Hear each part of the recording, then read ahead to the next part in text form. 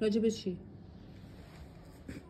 الان غذا من بهت گفتم پاهاتو دراز کن، گفتم که عضله‌هات، استخونات، مغزت احتیاج به غذا داره، تو باید چجوری بهشون غذا بدی. تو گفتی من خودم میدونم. خب بگو دیگه، غذا رو میخوری میره تو معده؟ اینو من میدونم. خب بگو، من بلد نیستم. معده نیاز به غذا داره. خب همش میخوره. چرا؟ اشکال نداره. بدن آدم خب همیشه وقتی صبح بلند میشی ما غذا بخوری. خب اگه غذا نخوری مریض میشی، صفت میگیره میاری بالا. خب حالا پس میخوام بگم شما الان غذا باید بخوری، غذات میره تو معده. خب بعد میره تو معده هضم میشه. خب بعدش هم وارد جریان خونت میشه، قند و پروتئین و نمیدونم همه چی. مثل پرتقال.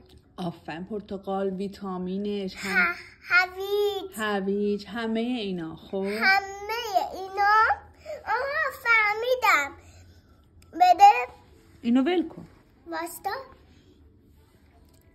مثل بانگالی. آها دونه کوچولو، هویج، بعدی چی بود؟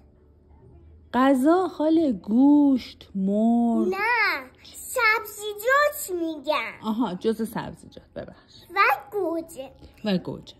اینا واسه معده آدم و استخونا خوبه. خب اگه بخوری خیلی خوبه. خب شما میخوری، درست؟ باید بره تو معدت، بعد وارد جریان خونت بشه، بعد برسه به استخونت. همینو میگم. آفرین، برسه به مغزت، برسه به عضلات. حالا اگه تو چیزی نخوری چجوری میرسه به اونا؟ نه بعد چیز نبود، بعد اون که گفتم نبود، بعدش هویج بود. خاله الان من به شما میگم غذا تو بخور، میگی نمیخورم. خب درسته؟ خب اگه تو غذا نخوری عضله خوشگلت چجوری بزرگ شه؟ استخونات چجوری قوی شه؟ فکرت چجوری کار کنه؟ باید غذا بخوری. این ویتامین داخل غذا بره توی خونت برسه. بله. کی زنگ زد؟ نه